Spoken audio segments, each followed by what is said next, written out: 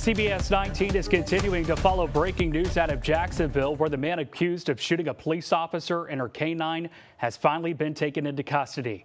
This ends a tense manhunt that had the community on edge. Let's get back out to our Robert Garza, who's live in Jacksonville tonight with what we're learning about Dennis's arrest. Robert, what have you learned?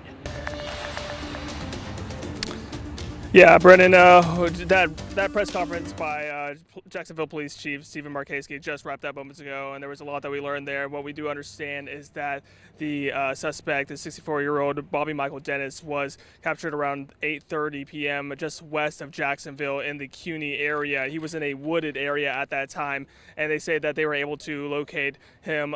They believe possibly he was in an area with some neighbors, with some residents in that area, and they do not know whether he was being held there by some people that maybe were helping hide him in there, but they are planning on bringing charges to anyone who was able to hold him back. But I mean, overall, they said that the police were able to find a 9mm pistol on him, which they believe was linked to that shooting that day on Sunday evening whenever he was shot. But he also had an AR-15 on him that Sunday evening whenever he was able to shoot at the police officer that has been unnamed so far, as well as the canine Renzo. But Steve Markowski just kind of talked about how they were the first person that he called whenever they made that arrest was the officer who was shot by Dennis, and they were able to handcuff him with those same handcuffs that belonged to the officer who was shot. And they said overall this was a big success. I mean, there was multiple law enforcement here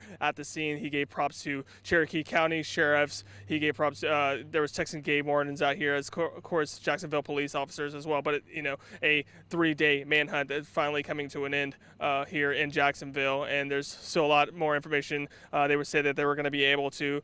They weren't going to release the body footage just because it shows images of the officer just running for its life while it being shot at. So it was just something that they do not want to put out there right now, as well as the name of that. But overall, this is what we've learned today, is that he was able to be arrested here in Jacksonville, just west of the area, about 25 minutes out in the CUNY area, arrested and detained by officers here in a group effort.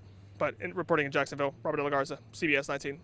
Alrighty, Robert, thank you. And I think also, too, we heard during that press conference from Chief Markowski that the officer involved, like you mentioned, has not been named yet. We do know the name of the canine, but we were also told that officer has had multiple surgeries and actually had a surgery earlier today.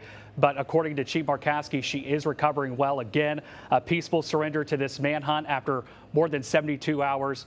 Reporting, we appreciate you, Robert. We'll check back in with you later. Thank you.